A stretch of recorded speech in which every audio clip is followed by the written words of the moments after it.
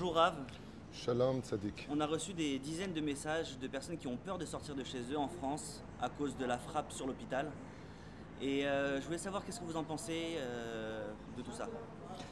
Ce que j'en pense, c'est que là où il y a des morts, ça fait toujours de la peine. Ce qui est très étonnant par contre, c'est une fois de plus d'avoir été condamné avant même de regarder les vidéos et les preuves sur cette frappe terrible qui a frappé un hôpital, qui a été filmée de façon absolument en direct, sortie de 3 rues adjacentes juste à côté de l'hôpital par le djihad islamique, qui fait demi-tour et qui frappe le parking, et ça a été filmé par les drones. Mais en tout cas, ce qui a été certain, c'est que 2 minutes plus tard, on a annoncé plus de 1000 morts, alors qu'il faudrait plusieurs heures pour dire s'il y avait vraiment des morts ou pas des morts.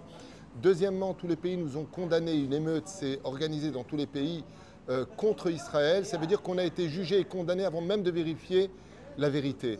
Et c'est, je pense, ici la plus grave de toutes les frappes.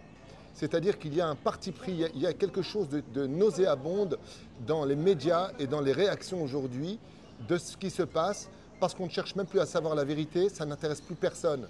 Aujourd'hui, il y a la recherche du juif, il y a la recherche de justement cet antisionisme. Et une fois de plus, alors que nous avons été attaqués, c'est nous les bourreaux et eux les victimes, et ça fait vraiment beaucoup de peine.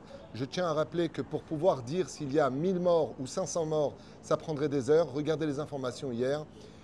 À peine le missile est-il tombé sur l'hôpital qu'on a annoncé plus de 1000 morts. C'est impossible sur le domaine rationnel, mais il n'y a pas plus aveugle que celui qui veut l'être. Et je trouve que c'est dommage que malheureusement, une fois de plus, notre peuple se retrouve au centre d'une situation où la vérité d'ailleurs n'a pas eu sa place depuis très longtemps. Mais là, vraiment, on est dans le déni le plus total. Donc, Mais Rav, c'est pas que les médias, c'est même Macron qui a décidé de dire je condamne cette frappe. Il est obligé de condamner parce que quelque part il s'agit ici d'un hôpital, on parle d'un lieu public, on parle de personnes qui vont en général se soigner.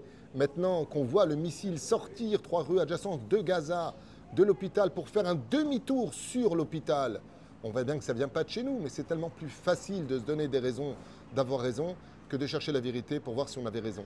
Et je pense que ce combat-là, ce n'est pas depuis hier ou avant-hier. Ce qui est certain, c'est qu'il risque d'y avoir une escalade dramatique. Et j'espère que, si Dieu veut, non seulement la vérité sortira un jour, et c'est obligé, mais que Dieu protège nos juifs partout où ils sont. Parce que là, il y a une volonté du djihad islamique, du Hamas, de soulever toutes les personnes qui se sont concernées par l'islam, de s'adresser aux juifs de façon explicite. Et ça, par contre, ça met nos frères en danger. Il faut prier, il faut qu'on fasse une réelle teshuva. Et j'espère que Bezrat Hashem, une fois de plus, on saura non seulement se protéger, mais réagir en conséquence. Il est ratson que ces fameux États qui renferment chez eux des juifs, comme à peu près 485 000 juifs en France, prennent leurs responsabilités de citoyens et que nos frères soient vraiment protégés de la situation, parce que ce n'est pas évident. Ici, on ne sait pas où on va, mais ce qui est sûr, c'est qu'on est chez nous.